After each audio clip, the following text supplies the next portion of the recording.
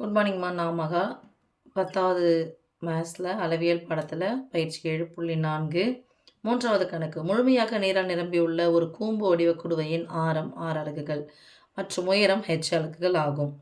கூம்பினுடைய ஆரம் 6ன்னு சொல்லிட்டாங்க, உயரம் hன்னு சொல்லிட்டாங்க.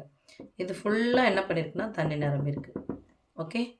நீரானது x×6 அலகுகள் ஆரமுள்ள மற்றொரு உருளை வடிவ குடுவைக்கு மாற்றப்பட்டால், அப்போ மற்றதுக்கு உருளை வடிவ குடுவைக்கு என்ன பண்ணுறாங்க, இந்த தண்ணி எடுத்து அப்படியே ட்ரான்ஸ்ஃபர் பண்ணிடுறாங்க. இதனுடைய ஆரம் என்னன்னு சொல்லிட்டாங்க, x×6ன்னு சொல்லிட்டாங்க. உருளை வடிவ குடுவைக்கு நீரின் உயரம் என்ன, இந்த குடுவைக்கு மாற்றிட்டாங்கன்னா நீரினுடைய உயரம் என்னன்னு சொல்லிட்டு கேட்குறாங்க. இதனுடைய ஆரம் 6, இதனுடைய உயரம் h, இதனுடைய ஆரம் x×6, இதனுடைய உயரம் h. இந்த ஹெச்சும் இந்த ஹெச்சும் சமமானா இல்லை. இதனுடைய உயரம் ஹெச்னு வச்சுக்கலாம், இதனுடைய உயரம் எனக்கு என்னன்னு தெரியாது. அப்போ h1 வச்சுக்கிட்டா ஓகே. இப்போது தண்ணி ஃபுல்லாக இதுலேருந்து இதுக்கு போகுது. இது எவ்வளோ தண்ணி இருக்கோ அது தண்ணி தான் அதுலேயும் அவ்வளோ இருக்க போகுது. அப்போ நீரினுடைய கொள்ளளவானது மாறுபட போகிறதுக்கு இல்லை. இதில் 1 லிட்டர் தண்ணி இருந்துச்சுன்னா அதுலேயும் 1 லிட்டர் தண்ணி இருக்க போகுது. அப்போது கூம்பில் உள்ள நீரின் கன அளவு ஈக்குவல் டு உருளையில் உள்ள நீரின் கன அளவு, அதுதான் வச்சு போட போகிறோம். ஓகே சாமி. கூம்பில் உள்ள நீரின் கன அளவு இல்லைன்னா கூம்பின் கன அளவு ஈக்குவல் டு உருளையின் உள்ள நீரின் கன அளவு இல்லைன்னா உருளையின் கன அளவு, உருளையில் உள்ள நீரின் கன அளவு. அண்டர்ஸ்டாண்ட்? இப்போ கூம்பினுடைய கன அளவு என்னது, 1/3 π×r² h ஈக்குவல் டு உருளையினுடைய கன அளவு π×r² h. இதில் ஆறுன்னு தான் கொடுத்துருக்காங்க. கூம்பில் ஆரம் தான், ஆரம் 6 தான், உயரம் ஹெச்னு கொடுத்துட்டாங்க. இதில் ஆரம் என்ன கொடுத்துருக்காங்க, இது உருளை, π×r பதிலாக x×rன்னு கொடுத்துட்டாங்க. அப்போ த ஹோல் ஸ்கொயர், இந்த ஸ்கொயரானது நடுவில் பெருக்கில் வகுத்து வந்துச்சுன்னா எக்ஸுக்கு சொந்தம், ஆருக்கு சொந்தம். ஹெச்சை நம்மளாம் எடுத்துக்கணும், h1 எடுத்துக்கிட்டோம். ஏன்னா இந்த இந்த ஹெச்னு தான் கேன்சல் பண்ணிடுவீங்க.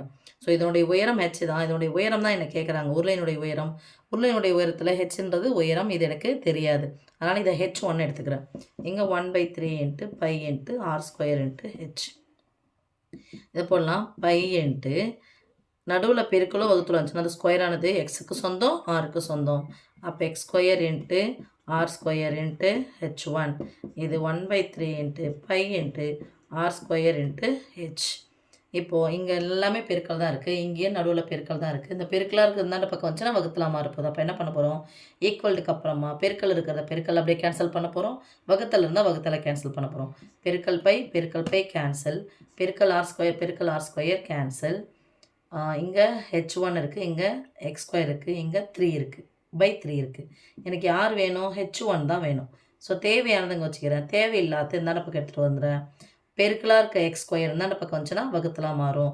ஏற்கனவே இங்கே யார் இருக்காங்க, எல்லாமே கேன்சல் ஆகிட்டு 1 இருக்குது. OH ஹெச், பெருக்கல்ல ஹெச் இருக்குது, வகுத்தலில் 3 இருக்குது.